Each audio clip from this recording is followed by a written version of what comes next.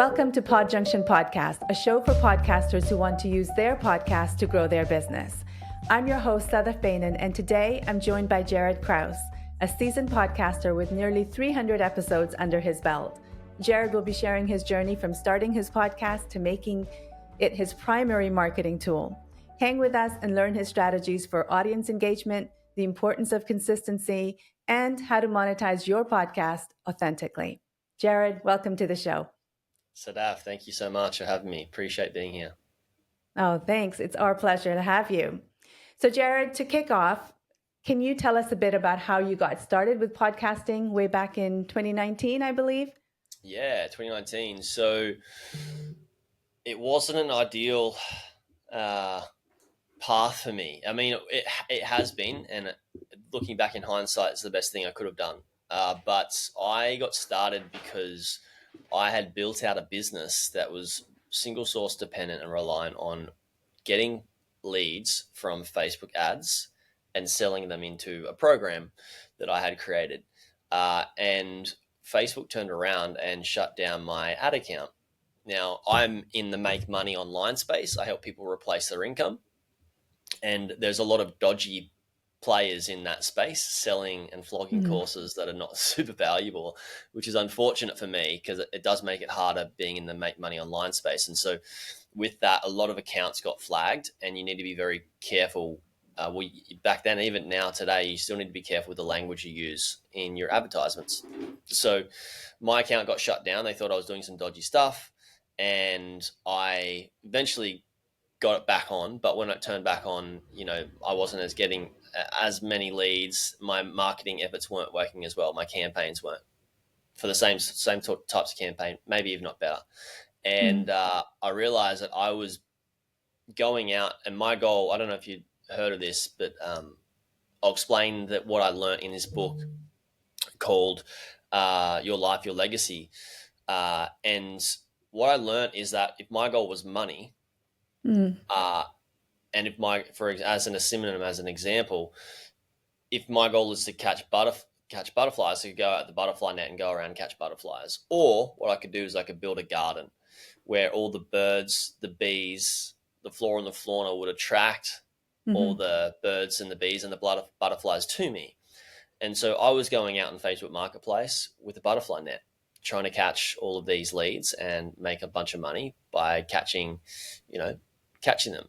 Now, I wanted to build out something that was far more organic, and people could come to me and make the decision without me manipulating their decision. They could come and test the flavor, see if they liked what I talked about, and slowly warm up to maybe trusting me. And if they didn't, they could move on. If they did, they can move forwards with working with me. And that's what I decided to do, is create that podcast where I could create long form content that people could sit down and listen to me without me having to, push them across the line with a sales call with only 1 hour of listening to me or speaking to me, versus they can have hundreds of hours now of testing my value.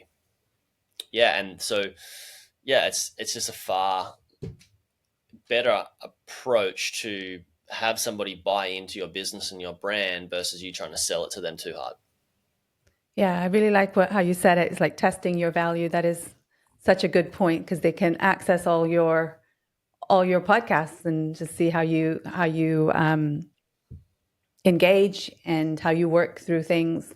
That's good. So what inspired you then to start a podcast specifically about buying and acquiring online businesses? So my course was the Buying Online Businesses course, and it's the first ever Buying Online Businesses course. And I was teaching people to acquire businesses so they could replace their income. So what I just started doing was talking about the challenges of buying a business, how to find them, how to acquire them, how to do your research, due diligence, negotiate, make offers, close the deal, and then grow them. So I talked initially with my business partner at the start. I'd bought multiple businesses. He'd bought some businesses, and we just discussed that at the start. And then I started bringing on other people that were guests that were in the business of buying and selling businesses. So talking about business brokers, talking about I then bring on my clients that had worked with me to acquire a business. We talked about their challenges, the process, what they went through, talked about the business they bought, and they share their experience with my audience. And that was very valuable for the audience to sort of see, okay, Jaryd's like, these are the people that Jaryd's helping with, and they get to have a discussion with them. I used to have people say, hey, Jaryd, can I speak to your clients that have bought businesses to see what, what it's like, what their experience has been like, and see if I want to work with you. And like, I'm not going to make my clients sell other clients to come and work with me.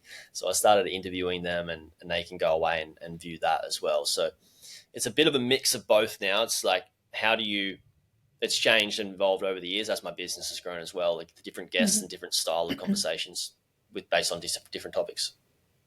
That's great. And you've been releasing episodes consistently for almost 5 years now. Yeah, how do you manage to keep up that consistency? I'm a consistent person. Now, I would say that's mostly a habit and a drive that has been instilled into me from my parents. Okay. So I'm not sure if that's, I can talk about motivation and inspiration and how to build out a dream and a vision and stay congruent with it and keep your drive alive. But I'm not sure if that's, what you want me to dig into. I can if you like, but yeah. Yeah, go for it. Okay. Well, I guess the easiest way to say it is if somebody wants something bad enough, they'll do it. And to want something bad, it's not easy to just click your fingers and just say, I want something bad enough, right? Typically, you need to build a really strong reasoning why. So why do you want those certain results in your business? Why do you want a certain income level in your business? Why do you want to achieve these certain things? Once you've got a really strong why around that, and you can envision you living that life of that person that's achieved that, continue focusing on that vision. And that's going to allow you to just not be digging into like motivation, like, short-term pieces of content, say on YouTube or, Instagram and stuff like that, that can fuel you for like half an hour, an hour. It's going to instill within you inspiration, which comes from within to give you that drive to continue pushing forwards and creating those episodes. What I also like to do as a bit of a hack is I love traveling, and I love not having to be on the phone for many months at a time. And so I typically have 2 to 3 months of podcasts pre-recorded, edited, and scheduled in to know that when I'm a massive surf fan. I love surfing, and when the swell comes in or a surf event comes in, I can just go, cool, I'm going for a week or 2 weeks or 3 weeks or a month to go travel around the world and not have to work. And that content's already pre-recorded. Yeah. Yeah, that's really cool, because I think listening to you talking, it's like you've got your your priorities in order, and you know what they are, and being able to be consistently, well, you're ahead of yourself, aren't you? 2 to 3 months at a time. And even that, there's a drive to be able to stay consistent in that, so that you are free to do other things that you enjoy. That's cool. Yeah. And so sorry. So I'll just add to that. If some people have some resistance around like, oh, I don't know about podcasting and being consistent. And, it is for me and my business. Absolutely. At the same time, is like, if people have some resistance around it, you got to realize it's not just about me doing the podcast. It's not just about my business. Like, the more that I show up as well, people see that. And that is, people are dying for leaders, good leaders that they can trust. And the amount of trust that you can build by being consistent in the public eye for 4 to 5 years or more is like people are wanting somebody at that level of consistency that they can lean on. Nobody wants to listen to a podcast for a year, get really into it, and then let down and all trust is gone, right? Like my business is a lifetime business. That's the way I consider it, is that whether I'm being the podcast host or not for the remainder of my life. I see this business as having a podcast episode go out consistently, and the cadence may change to two a month, and it may change the host, but we're still going to continue to serve, and that's what this business is about: is service, not just me making some money. Yeah. No, that's an excellent point, because I think it also points back to what you were saying about them being able to, the audience being able to test your value. And it's in that sense too. It's not just the content. It's about you showing up and consistently showing up. Yeah. Yeah, absolutely. No, that's very cool. This is the stuff that people don't typically think about, and they don't say they want or need, because it's unseen. It's not talked about, but it's needed more than ever. Yeah, I really like that. Thank you. You're welcome. So what challenges did you face then in maintaining a regular podcast schedule? I think the hardest parts were, at times, if I didn't have enough podcast episodes recorded, making sure that the ones that needed to go out straight away were edited fast. That was a challenge. Although I've got a really good team that can do that as well. Another thing is having good guests. And I guess two things is, one, just having good guests. Another one is not just having guests on just to have guests on, just to create content, which also spills into staying in your lane and keeping your podcast within the domain of what you're talking about.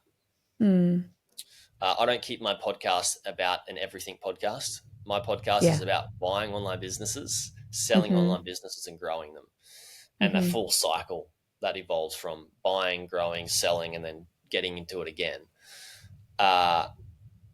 And for example, if somebody has a podcast that they're going to release on improving your relationship, I would keep it in that domain. Because people listen to a certain podcast for just one certain thing typically, and they stay and they come back for that one certain thing. If I'm listening to a property investing podcast and they start talking about, if they start talking about netball, or if they start talking about investing in stocks, I'm gone, So keep it within your domain. Even if you sometimes people slowly go too far away from it. I guess reel it back in.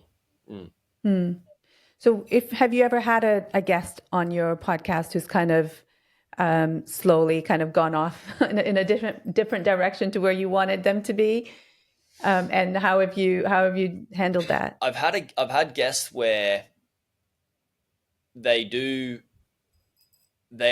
can kind of slightly be outside the domain of what I want to talk about based on their domain. What I do is I always sit down as the host and I ask questions as though I am the listener, as though I am the student. And that's how I typically steer the conversation towards valuable enough for my listener to listen to. And I sometimes they're double it's a double serving. It's a question that I want to know personally, but it's also valuable for the audience. A lot of the time it's mostly I just want the audience to know this, and keeping them the hard thing about podcasting, I guess, is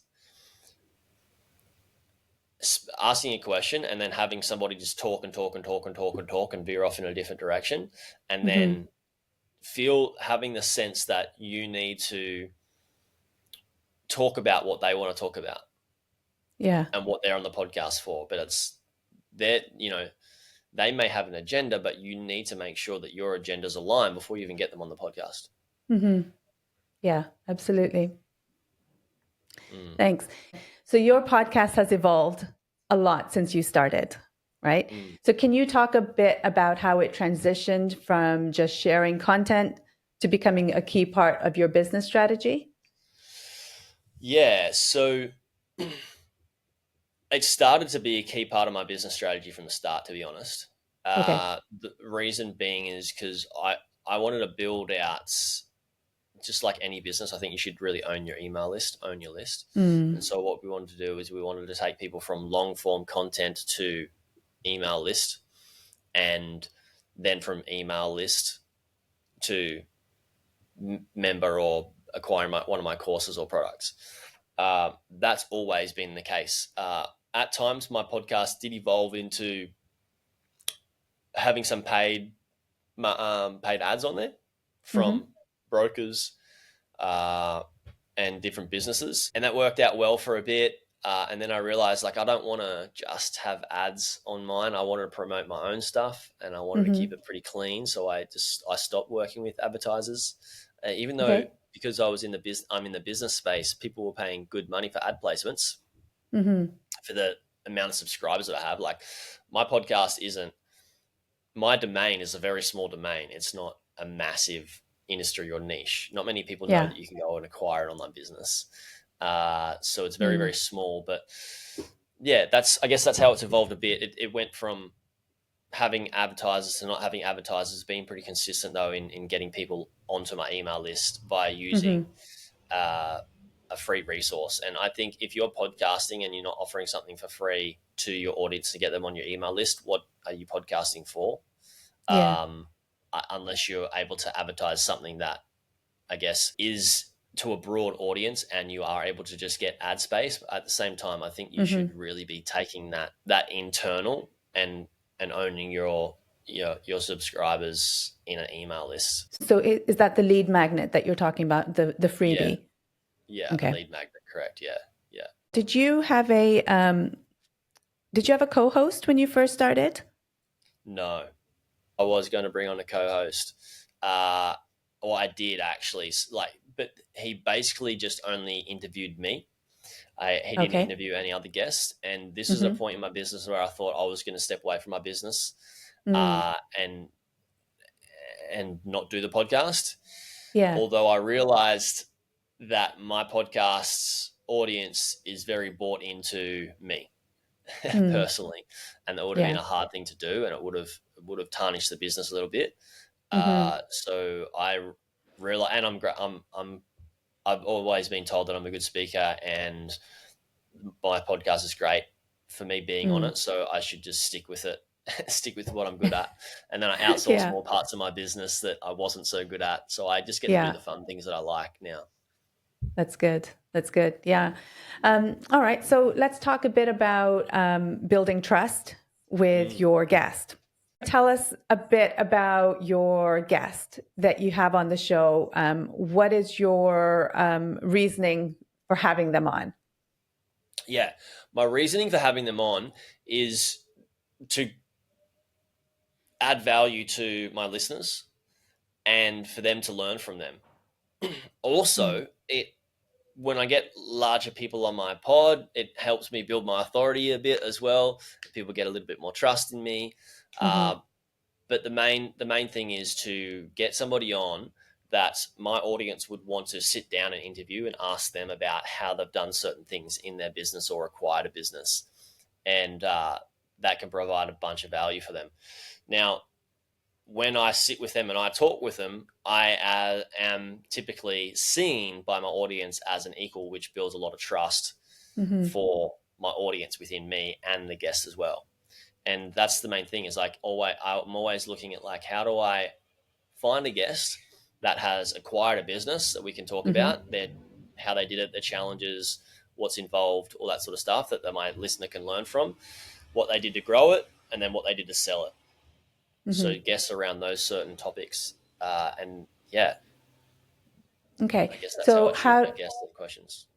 Yeah, no, that's good. So how do you think then that conversation helps build trust with your audience? Well, I think it just comes back to me being seen as an equal to that person that has acquired maybe larger businesses or scaled businesses. It's also through that episode, I am asking them questions around what they have done, but I also add my experience in as well. So I think I mentioned to you another time when we were chatting is that when you have a guest on, and if you've mostly got guests just on your podcast, is you can't let them hog the mic, even though they're coming on to speak. Mm-hmm. You need to play Yeah. this. You need to play this game where you know Mm-hmm. realize you don't want to just have 100 episodes where you've interviewed people and you haven't said anything, or haven't added any value, because all you've done is ask questions like, Yeah. okay, how do you do this? What do you do now? How is this done? And you don't add your 2 cents in. Mm-hmm. What's really important, what I got shared from one of my mentors and a couple of different mentors in the podcasting space, is that you need to share your experience and you need to share your stories and your failures and your successes and everything in between, to show that you're a real person, and to also show that you have experience and you've achieved these certain things along the way. Mm-hmm. So I always am asking guest questions, but then I also add my own 2 cents in as well, to either back it Yeah. up or to say you could do it in a different way uh, as well. Mm. Yeah. So I guess that's really how I've been able to build trust from my podcast, and have people build trust within me, is they start to see that, okay, Jaryd knows this, he's done this, he's achieved that, Yeah. he's failed at this, and he's able to talk about it. He's being vulnerable. He Mm. has a bit of a laugh. He's not too serious, even though I am pretty serious most of the time. And people like that, when Mm. she gets serious, they need a serious person to get them through, and then they also need somebody that can handle things through all different situations as well. Yeah. But if I didn't share my experience, then they wouldn't know that I'm experienced, and they wouldn't know that they could trust me along the journey of helping them acquire a business and scale it. Mm-hmm. So you can't just have a guest on to share everything that they know. You need to share what you know as well. Yeah. That's what really builds a trust, and also just the small little things, like my brand around surfing is, people love that I talk about surfing. They connect with me. Like I'm not just about just the business guy. I'm like, Mm-hmm. the reason I'm in business this way is so I can travel the world and surf. And it's become a massive part of my brand. And people know that, like, Jaryd just doesn't buy business. He's a real person. He's got a life outside of this. In fact, he uses this as a tool to fuel his whole life and his lifestyle. Yeah. And that's what my audience wants, is they want a lifestyle more than just, nobody really wants to buy business. Nobody cares Yeah. about being in business. Typically, it's just to Yeah. provide a certain thing. Nobody, Mm-hmm. like, I wouldn't record a podcast every single week, or release a podcast every single week, if it didn't provide me the lifestyle that I just wouldn't do it. Right. Yeah. Yeah. It's just a means to an end. I do love it at the same time. Mm. There's times where it's challenging as well, but that's what, those sorts of things, and being real and being vulnerable, just like that little short story there, is like, that's Mm. where people go, oh wow, this is a human being, he's a real person. Cool. Yeah. Yeah. And they feel like they can relate to you on more than just one level. Absolutely. That Mm. that is huge. It's a really good word, Sadaf, Mm. is relate. Like, when I share my story of, like, hey, I used to be a plumber. I used to work 70 hours a week. I used to hate my life. I Mm. used to drink a lot of alcohol, and I had to do something to get out of it. Otherwise, just getting blackout drunk every weekend. Mm. And so people grab onto that. People message me and like, oh, I used to be a plumber. I feel very similar to your story. Oh, I used to drink and I used to do this. And, Mm. I feel like we're on the same path. And people sometimes don't have the belief in themselves. They Yeah. can get that from other people's journeys as well, and then bring that Mm-hmm. from other people's journeys into them and use that Mm-hmm. for inspiration. So, Yeah. and if it's not just like that part of like replacing your income, it could be other things as well that, that Yeah. you should share throughout multiple things that you've done in your story. Yeah, absolutely. And Yeah. I'd imagine if they're sharing that, then it's also it serves as a springboard to then, talk more about your business and how you can help them. Absolutely. Mm. The way I think about it as well is, and we could be getting pretty deep into this, but I think it's valuable. When I was younger, and when I would go to parties or have social events, and even these days, is people connect over what we used to call D&Ms, so Mm. deep and meaningfuls, right? Deep and Okay. meaningful chats. Yeah. And today, the conscious woke word is trauma bonding. All right. Okay. And so, what happens when somebody has gone through a certain thing or something that's tough in their life. And if Mm. they're vulnerable and they open up about it with somebody, that other person will be vulnerable and open up about it with them as well. And they create, say, a connection and build Mm-hmm. that vulnerability in the right conversation builds a lot of trust because Yeah. that is seen and heard. And then once that trust is formed, then you can go move forwards with them on a different journey and grow together. And Mm-hmm. that's kind of like what happens, I guess. It's an unconscious thing that people may not be thinking about, but people go, oh, wow, that's me. I see myself in me. And then they go away and they share their story. I'm like, cool. And then we can work together. And I Yeah. think that's, being a little bit vulnerable in your pod and Mm. showing the real you is, is where the trust starts. Yeah. Yeah. No, I understand what you're saying. It's such a good point. Thank you. So welcome. Jaryd, how do you, or what are some strategies rather that you use to engage with your audience? I try not to engage too much Okay. because it just means a lot of commenting and all that sort of stuff. When I record YouTube videos, I will ask certain questions and I'll reply on those. Okay. But mostly, I just tell people to reach out by email, Mm-hmm. and my email gets monitored and managed. And the ones that need to be replied to by me, they get replied to by me. Okay. Otherwise, they get replied to by my executive assistant, Lynn. Mm-hmm. And it's just unfortunate. It's fortunate, but also unfortunate that I just don't have time to get on a call with everybody Yeah. anymore. I don't have a time to reply to everybody Yeah. anymore. It's just a situational experience, and Mm. uh, at the start, I was just dying for more and more engagement. I do want Yeah. more engagement. I do want people to reach out and email us, but it won't always be me emailing back. Mm-hmm. And I think people can sort of start to see that as not so much of a bad thing, that I've achieved a certain level, and they can see that as a good thing as well. So there's Yeah. catch 22, I Pros and guess. cons. Yeah. Yeah, pros and So how cons. did you get to that level? That's a big question. I think in terms of like the size of like volume of Yeah. emails and business, or Yeah. Yeah. uh, I would say 300 episodes, close to 300 episodes. I would say Yeah. consistency. I would say Mm. so many things. That's a really tricky one to answer because there's so many things that have been done to Mm. build a business. I would say that probably the most important one that people don't really see is staying in the game Mm. and sticking at it. I think from continually continually staying in the game, the compounding effect is insane.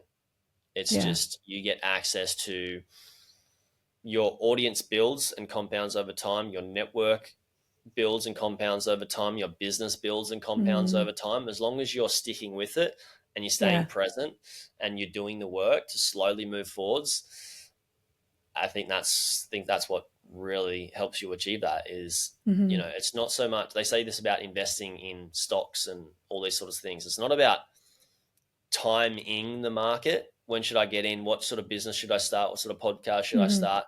It's more about time in the market. So that podcast that's been around for a long period of time, it's only going to get better and better and better and better and Mm-hmm. better and better. If the person is continually making small improvements as they go, the compounding Yeah. effect is going to be huge in terms of the audience size, the guest size, and the value. Mm-hmm. Yeah. So, okay, I've got two questions. One is, what kind of feedback do you get from your listeners? Is it to do business with you, or is it something else? And if it is, what is that?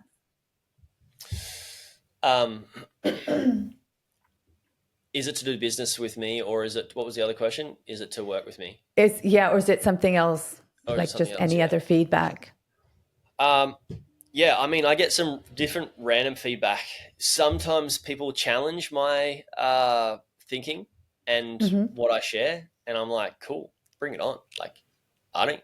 It doesn't hurt my ego. Like, I Yeah. am here to be proven wrong. If you've got something smarter and better than me, Mm-hmm. then great.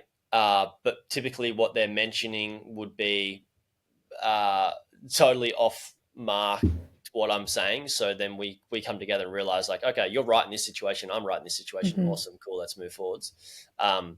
That's maybe typically the negative feedback, but mostly I'm just getting positive feedback in terms of like, wow, it's a great episode. I love that guest. Yeah. I love the questions you asked here. And then sometimes my biggest feedback is really when I do a solo podcast episode, and I need to lean into doing that more because when I share my experience, that's where people, I guess, more people decide to work with me. And when when I just turn on when I just turn on the microphone and I just talk without like a certain agenda, or like maybe I've got one talking point and I just need to rant this off my chest about proving some things wrong in the space, or proving what a lot of other people are saying in the hustle culture or the 9 to 5 culture or this and that is how it's not serving people, based on what I've learned in my life, and how some personal development tasks work for a certain level, and then it became a limiting belief, or I hit a glass ceiling, and why it works for a certain level, when it stops, and how to change it and do things differently. I get a lot of feedback around those sorts of podcast episodes to say, hey, okay, I love that episode. Can you do another one on the next part of the journey for me, or on this?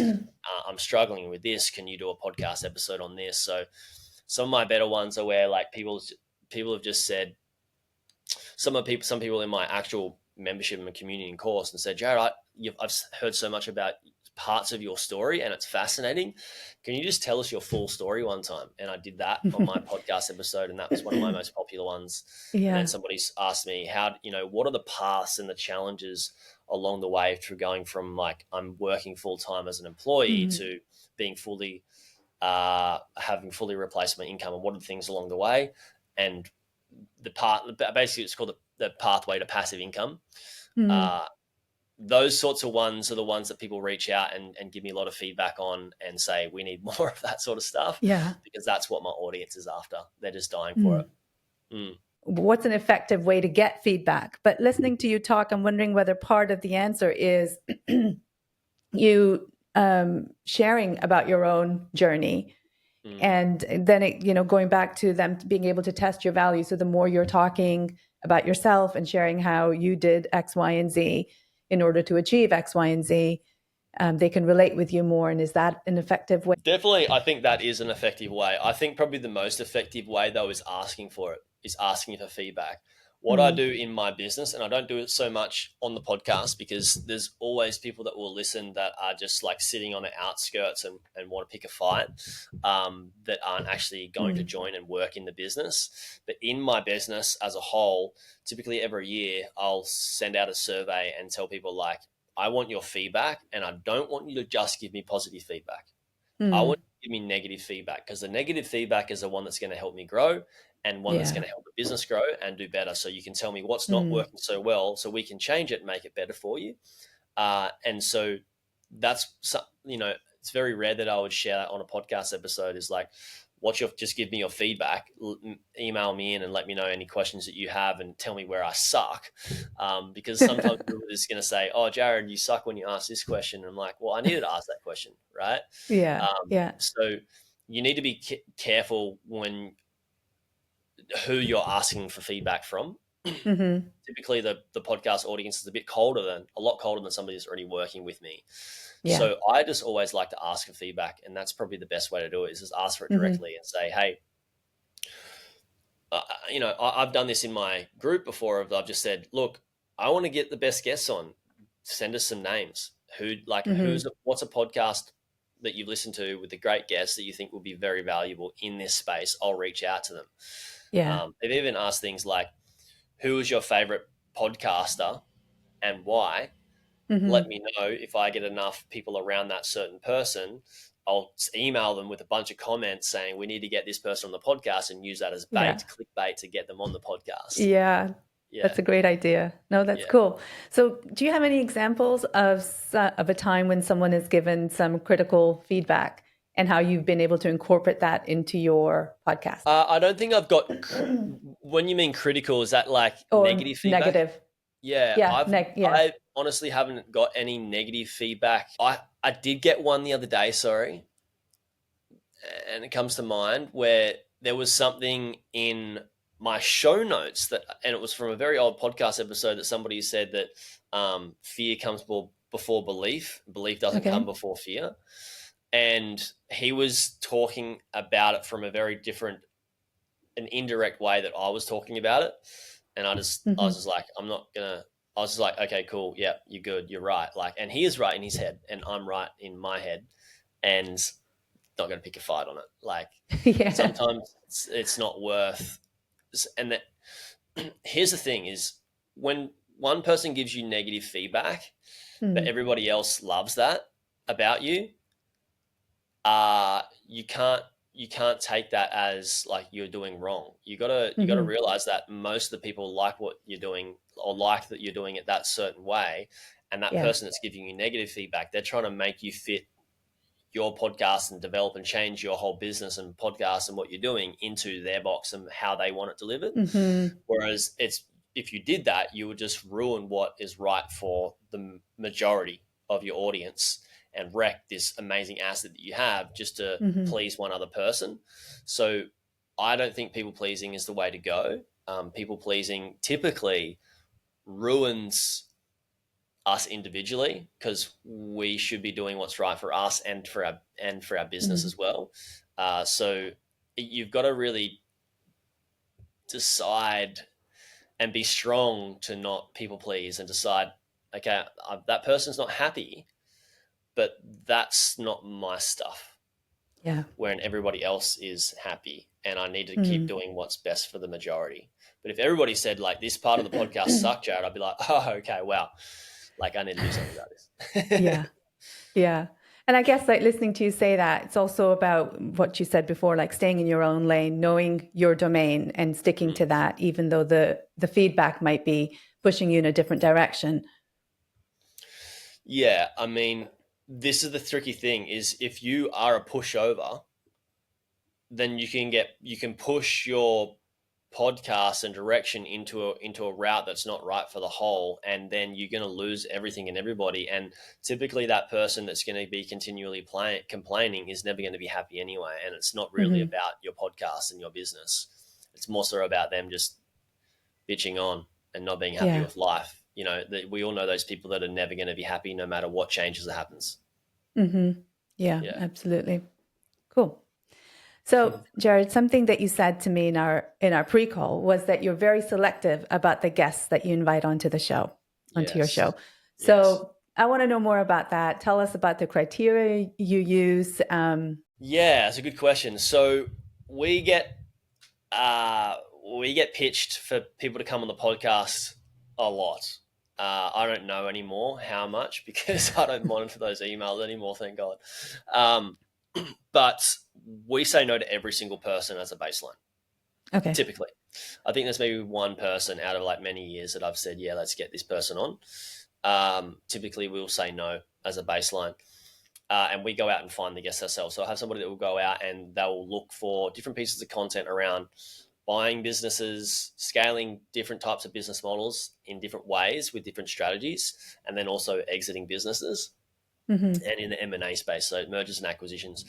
And she will go away and get a bunch of them, and then she'll give me their LinkedIn, their email, and then where she found them, what they talk about and what they're about. And I'll go through it and I'll look at those, and this will typically be like once every 2 weeks. She give me a big long list. I'll go through, look at those, and I'll approve maybe half and then disclude half. And the ones I disclude, I might come back to at a different time. Some are just a hard no. And basically my criteria is that I go look at them and ask, have they bought a business before? And if so, is it going to be valuable for me interviewing them for my audience? Have they sold a business before? And the same question, is it going to be valuable? And then if they've grown a business, like if they're a digital marketer, what sort of growth strategies have they used based on what sort of business models they've used those growth strategies on to grow them. Mm-hmm. And are those business models that I typically talk about in my podcast. And if it's outside of that, then I don't typically get them on. For example, sometimes if somebody's like, I've got a book about, personal development, and I've helped people with startups, right? I'm not going to get that person on because I'm against startups. Mm-hmm. 90% of all startups fail. That's my message. Why not go away and buy one that's past that 90% failure rate? You don't have to go through it Mm-hmm. yourself. So Yeah. I don't talk to people in tech startups. I don't talk to people about startups. Somebody wants to start a business and they email me and they're, Jaryd, like, let's get on your podcast. I want to help people start a great business. I'm like, no, we don't do that here. We buy Yeah. them. So nobody with startups, nobody with just Mm-hmm. like trying to push something that is not going to be right for my audience. The biggest criteria is sitting in the shoes of my audience. Like, they're trying to achieve one goal. Yeah. Typically, at first it was starting a bit. Not starting. First it was acquiring a business, and then they went, all right, Chad, we've bought business. Now we need to grow them, and then it's the sailing. And so there's 3 different goals for my audience now. It's like acquiring, Mm-hmm. scaling, and exiting. So mostly we talk about acquiring and exiting because the growing can change depending on the business model. But if we do talk about growing, there's only a select few sort of growth strategies we do talk about, which is like email marketing, SEO, content marketing, and some ads Mm-hmm. for just 3 different type of business models. So that's pretty much the criteria. So the number one thing is like, is it going to be right for my audience? Yeah. Well, Jaryd, I love your dedication to your audience. That's, I love that you do that. Go to that length for them. I think it's really great. Did you always do that? Because that's time consuming, isn't it? Did I always do that? I have with the podcast? Yeah. So you've, right from day one, you always went and found your own guests. Yeah. Oh, sorry. Yes, actually I did. Yeah. Mm. I did outreach at the start, Mm-hmm. and I was very lucky that I had been sort of doing this for a couple of years in the space, that people already knew my name a little bit. Mm-hmm. So I was able to get some big wigs on the podcast, some big guests in terms of like, I'm not sure if you've heard of flipper.com, and it's the largest marketplace for buying and selling online businesses. Okay. I actually became friends with the CEO, the new CEO that came on. He came on the podcast very early. Yeah. And then when you get one like good guest like that, then you get a bunch of other big CEOs and founders of companies come on to talk about buying and selling and exiting businesses. And I've always gone and selected them. Mm-hmm. Yeah. Wow. That's really cool. So can you talk us through a bit about your production process? I know I think you mentioned earlier you have a team to do that. Yeah. I just wondered if you could walk us through some of that. Absolutely. So the production process, it starts from basically looking for the guests, me approving them.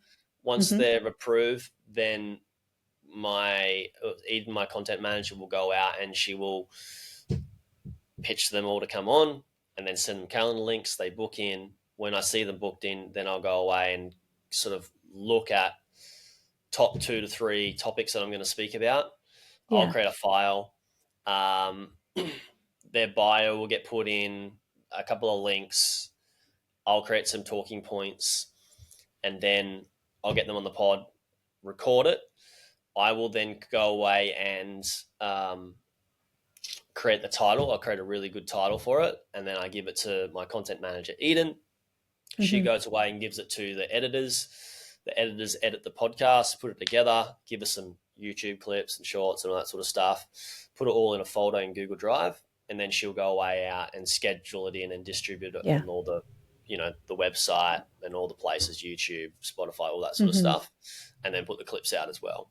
How that's evolving now is that using Riverside and my content manager, we're testing her out doing some of the editing to cut like one of the roles out of a particular editor and doing it that way. So it's still going to be the same production as always, just maybe a different editor. Why is that? Just because Riverside's gotten really good and really easy, and I've been using this for years and years now, and I didn't realize how easy it can be, that it can produce the same result as an expensive editor that's really good as well. So I stacked them up against each other and sort of been like, oh, well, maybe we could do it this way. Yeah. Yeah, I totally agree about Riverside. We've been using it for quite some time as well, and just more recently getting our heads around how much potential it's got. Yeah, it's good. It's really good. Yeah, it's only gotten better and better. I think I signed up. I think we were talking about it. I think I signed up in 2021. Yes, we were talking Yeah, about it. Yeah, yeah. that's right. Okay, so you said that you come up with the title for it. Mm-hmm. Is that because you have had the conversation and you feel like you have the best understanding of what the content is, or is there another reason behind that? It's definitely that. Also, I've done a lot of copywriting, Okay. and I've told a lot of stories and have gotten really good at creating titles. And I just know that I know what my audience will go. I need to listen. I know how they read it, and I know what will get them to go and say, "I need this. I need to listen to Yeah. this." So Yeah. yeah.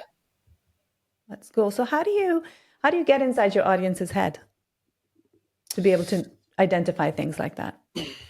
So when somebody joins uh, our course or membership, is they get sent a form to fill out, and it's like, how can I help you best? And those questions are basically, what do you need from me? What do you want from me? Why are you taking on this role? What are your goals? All that sort of stuff. And then through all of that, we collate a bunch of information. This is what good copywriters do: is they go away and work out what their wants, needs, fears, and frustrations and desires are for the people in the space. And they go away and actually take those words. What I do is I go away and take those words, and I just know the exact words that they're using that Yeah. for what they actually want to achieve. Right? Right. For me, it's for my audiences, they want to acquire a business for financial freedom so they can spend more time doing what they love with the people they love. Yeah. And there's other words that we can use around that. And so, yeah, that's how I know what they want, is I just ask them. Yeah. Yeah. No, that's good. That's good. I think that's something we can do, isn't it? Just assume things because they're like, oh, they fit this niche, so they must want this. Yeah, exactly. And the more nitty gritty you can get into, like where they're at in their own lives and the challenges they're facing, the better you can structure your conversations and questions with guests, and then also structure your course content and your business and your service to help them just get rid of those challenges. And when you really understand those and you can articulate those well and how to overcome them, there's so much more trust, because they're like, holy shit, like I was a construction worker, or Jaryd was a construction worker, and he had all these challenges that I've faced, and he's overcome them. He knows how to do it, and he's speaking about how he's done it multiple times. Of course, I'm going to go away and like listen to him and work with him. So there's that, and then it's also, as I have evolved, and I do understand this, and people have told me as well, the more I've evolved, and I've been out of, I quit my job, my full-time job almost 10 years ago, 9 years ago now.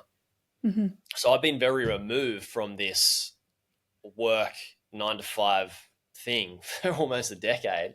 Yeah. And so I understand that since being removed, there's things that I it's harder for me to empathize and put myself in the boots and the shoes of those people that are on the ground doing, where I was at when I first started the journey. So another helpful thing to do is to speak to those people and work with them one-on-one. So I do some one-on-one work with people still. Okay. And that really helps. I also have a community, you have an insight, active that speak about this regularly too. So I'm in there, and yeah. Yeah, so it's very current, isn't it, for your listeners? Yeah, absolutely. Yeah. You mentioned that your team takes short snippets and puts them on social media and YouTube and all. How effective is this strategy for growing your audience and email list, do you think? Yes, good question. In the early days, what I was doing is I was taking short snippets and putting them on Facebook and running paid ads. And then I would have those short snippets. Once somebody has viewed a certain amount of that short snippet, then they'll get remarketed to a full episode and or Okay. a lead magnet ad on Facebook. And that grew the audience really, really well. Excuse me. Until it stopped working when Facebook shut down my ad account again, which was really fun. And I haven't brought that back in. What I had been experimenting with lately is YouTube Shorts and posting them on, the social platforms as well. Now, I haven't really found it too effective doing it, posting them on platforms like Instagram, Facebook, LinkedIn, and Twitter being super effective for just organic. But I know that if you put ads behind it, it will help it grow. Okay. Because these are pay to play realms now. And YouTube, though, YouTube does help it. YouTube Shorts helps the channel grow in general. So that is valuable. I've changed. Also, I was getting one episode or one YouTube short per episode with my previous editor. And those YouTube shorts weren't really that great. So I hired somebody that would create 4 shorts per episode that were highly curated and really good and made a great impact. And I've started to see the YouTube channel grow from that. Oh, wow. That's really interesting. What advice would you give to any podcasters listening about how they could promote their shows? Or use ads even to promote their shows? I don't know. Yeah, absolutely. I would say the best way to promote your show is to go on, as a guest, is to go on other podcasts. Okay. Yeah. That's what I have found worked really, really well for me at the start. I was going on 2 to 3 different podcasts a week, and I'd quickly gained a lot of experience sharing my story and sharing different parts about what I do. And it helped build my audience, but it also helped me become a better host and a better speaker. And I think that is, all those 3 things is going to help you grow your podcast, is getting on podcasts and exposure, because podcast listeners will listen to podcasts. So getting on podcasts that are within your space, and then it's going to make you a better speaker and tell your story better as well. Yeah.